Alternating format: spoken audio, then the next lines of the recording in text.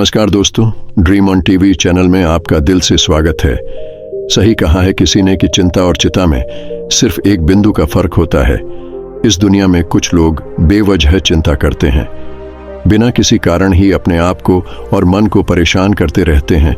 चिंता हमें बीमार करती है।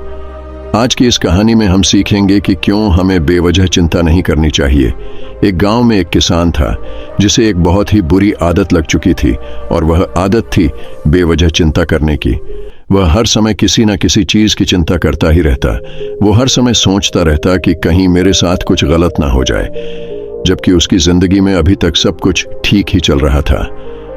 उसके पास एक बड़ा सा खेत था जिसमें अच्छी खासी फसल हो जाती थी। खेती करने के लिए 2 बैलगाड़ियां थीं, एक अच्छा घर था, एक पत्नी और 2 प्यारे बच्चे थे। लेकिन फिर भी वो किसी न किसी अनहोनी के बारे में सोचकर बेवजह चिंता करता रहता। कभी सोचता कि अगर मेरी फसल में कीड़े लग गए तो क्या होगा, अगर आवारा पशुओं ने फसल को बर्बाद कर दिया तो क्या होगा, अगर सूखा पड़ गया या अत्यधिक बारिश हो गई तो मेरी फसल खराब हो जाएगी। ऐसे ही वो भविष्य की अन्य बातों के बारे में सोचकर बेवजह चिंता में डूब रहता था, जैसे कि कहीं खेती के समय मेरे बैल बीमार ना पड़ जाएं, मेरे बच्चों का भविष्य कैसा होगा, कहीं बुढ़ापे में मुझे कोई बड़ी बीमारी ना हो जाए, मेरे बच्चे बुढ़ापे में मेरा ख्याल रखेंगे भी या नहीं, वगैरह वगैरह।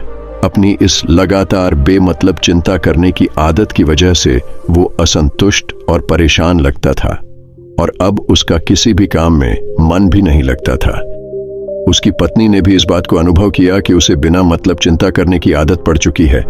उसने उसे कई बार समझाने की कोशिश भी की, तुम बेवजह चिंता करना छोड़ दो, लेकिन उसके समझाने का कोई मतलब नहीं रहा। उसे पता चला कि नगर में एक महात्मा आए हैं जिनके पास सारी समस्याओं का हल है। फिर एक दिन वह उसे लेकर एक बौद्ध भिक्षु के आश्रम में पहुंची। बौद्ध भिक्षु बहुत ही बुद्धिमान और ध्यानी व्यक्ति थे। किसान और उसकी पत्नी अपनी सारी समस्या बौद्ध भिक्षु के समक्ष रखती है। किसान ने कहा, महात्मन, मैं हर समय किसी न किसी बात की चिंता करता रहता हूँ। मैं ज्यादातर उन बुरी चीजों के बारे में सोचकर चिंतित होता रहता हूँ जो अभी तक मेरे साथ हुई भी नहीं। किसान की समस्या को पूरे ध्यान से सुनने के बाद बौद्ध भिक्षु ने कहा, ठीक है, तुम दोनों कल सुबह आना और फिर मैं तुम्हें तुम्हारी समस्या का समाधान बता दूंगा। अगली सुबह जब किसान और उसकी पत्नी बौद्ध भिक्षु के आश्रम में पहुंचते हैं तो देखते हैं कि बौद्ध भिक्षु बहुत ही चिंतित अवस्था में जमीन पर पलटी मारकर बैठे हुए हैं और उनके सामने एक दूध से भरा ग्लास रखा हुआ है। बौद्ध भिक्षु बार बार उस दूध के ग्लास की तरफ देख रहे हैं और फिर कभी अपना हाथ अपने सिर पर रखते तो कभी जमीन पर वह बहुत ही चिंतित और बेचैन दिखाई पड़ रहे थे। ये देखकर किसान ने पूछा, महात्मन, आप इतने परेशान क्यों लग रहे हैं? आपके समक्ष दूध रखा है, आप इसे पी क्यों नहीं लेते? महात्मा बोले, मुझे चिंता हो रही है कि कहीं इस दूध को बिल्ली न पी जाए, या फिर मैं कहीं जाऊं और क्या पता ये दूध कहीं गिर जाए। मैं दूध को पीना तो चाहता हूं, लेकिन मेरा भी मन नहीं है। मैं तो यही सोच रहा हूं कि अगर ये दूध खराब हो गया या कोई गंदी चीज इस पर पड़ गई तो फिर क्या होगा। इतना सुनकर किसान जोर जोर से हंसने लगा। किसान ने हंसते हुए कहा, इसमें इतनी चिंता करने वाली कौन सी बात है, ये दूध ही तो है।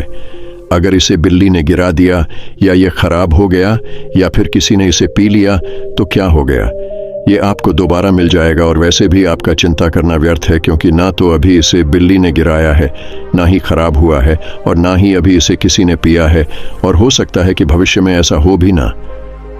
किसान के मुंह से यह बातें सुनकर बौद्ध भिक्षु मुस्कुराए और बोले, मैं भी तो तुम्हें यही समझाने का प्रयास कर रहा हूं कि भविष्य की उन घटनाओं की चिंता करना व्यर्थ है जो अभी हमारे साथ हुई ही नहीं, और बहुत बड़ी संभावना है कि वह कभी होगी भी नहीं।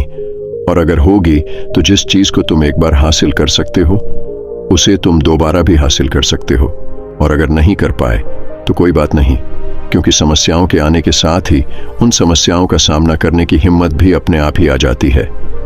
ये बातें सुनने के बाद किसान को लगा जैसे किसी ने उसके गाल पर एक थप्पड़ मारकर उसे नींद से जगा दिया हो। उसे महसूस हुआ कि वह भी तो यही गलती कर रहा है।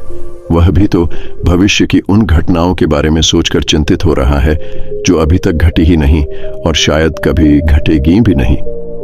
और फिर किसान बौद्ध भिक्षु के चरणों में गिर पड़ा और कहने लगा, इतनी आसानी से मुझे मेरी गलती का एहसास करवाने के लिए आपका बहुत बहुत धन्यवाद, और मैं आज से पूरा प्रयास करूंगा कि मैं बेवजह चिंता करना बंद कर दूंगा। जापान में एक लोकप्रिय कहावत है कि अगर तुम चल रहे हो तो सिर्फ चलो, अगर तुम खा रहे हो तो सिर्फ खाओ, लेकिन एक समय में सिर्फ एक ही काम करो, चिंता ना करो, चिंता ना करो। इस लोकप्रिय कहावत के अर्थ ने मुझे हैरान कर दिया था, और सच कहूं तो मुझे ऐसा लगता है कि कहावत के अर्थ में ही वो राज छुपा है, जिसे अगर किसी ने अच्छे से समझ लिया और अपने जीवन में उतार लिया तो वो चिंता के बंधन से ही हमेशा हमेशा के लिए मुक्त हो जाएगा। इस कहावत के अर्थ के बारे में हम आगे बात करेंगे, लेकिन उससे पहले देखते हैं कि हमारे दिल दिमाग में इस तरह के विचार ज्यादा चल रहे होते हैं। पहला, क्या मैंने यह काम सही से किया? दूसरा, क्या मैं इसे और बेहतर कर सकता था? तीसरा, इसका परिणाम क्या होगा? और चौथा, लोग मेरे और मेरे काम के बारे में क्या सोच रहे होंगे? ये ऐसे कुछ विचार है जो हमारे दिमाग के सिस्टम में ज्यादातर समय चलते रहते हैं, लेकिन हमें पता नहीं चलता, क्योंकि हमने इन विचारों के साथ जीना सीख लिया है। और हमारा दिमाग काम भी ऐसे ही करता है कि अगर हमने किसी काम को कई बार करवा लिया तो फिर ये उसे अपनी आदत बना लेता है, और फिर हमारे चाहे बिना भी उस काम को करने का प्रयास करता है। शुरुआत में तो हम किसी भी काम को अपनी इच्छा से पूरे होशो हवास में करते हैं, लेकिन बाद में वो हमारी आदत बन जाता है, और फिर बस हम बेहोशी की हालत में बिना सोचे समझे उस काम को करते चले जाते हैं। जब एक बच्चा छोटा होता है तब उसे पता नहीं होता कि चिंता क्या है, लेकिन जैसे ही वह मुद्दा होता है, माँ बाप कहना शुरू कर देते हैं, बेटे आपको होमवर्क करना है, आपको उसकी चिंता नहीं हो रही, आपके एग्जाम आने वाले हैं, आपको उसकी चिंता करनी चाहिए। और ऐसे ही न जाने कितनी सारी चीजों के लिए बच्चों के आसपास के लोग उसे चिंता करने के लिए कहते हैं, और वह छोटा बच्चा इस बात को मान लेता है। यह अच्छा कि किसी भी काम को करने के लिए हमें उसकी चिंता करनी पड़ जाती है, और फिर वह भी किसी काम की घटना के बारे में बार बार सोचने लगता है। शुरुआत में तो वह यह काम जानबूझकर करता है, लेकिन धीरे धीरे उसका मन इसे अपनी आदत बना लेता है, और फिर न चाहते हुए भी उसका मन एक ही विचार के बारे में बार बार सोचता रहता है, और फिर वह अपनी पूरी जिंदगी चिंता के इस जाल में फंस कर रह जाता है। लेकिन अब प्रश्न यह उठता है कि इसका समाधान क्या है? तो इसका समाधान है ऊपर बताई गई जिन कहावत का अर्थ, यानी जागरूकता। हमें अपने विचारों के प्रति जागरूक होना पड़ेगा।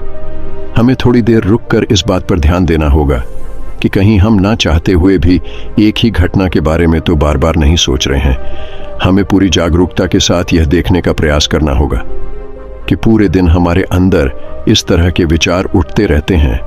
अब आप पूछ सकते हैं कि केवल जागरूकता क्या करेगी? मैं कहता हूं यह काफी है। यह मन को शांत करने के लिए पर्याप्त है, मन को अपने स्वभाव का एहसास कराने के लिए पर्याप्त है, और जीवन में जागरूकता लाने का सबसे आसान तरीका है ध्यान करना।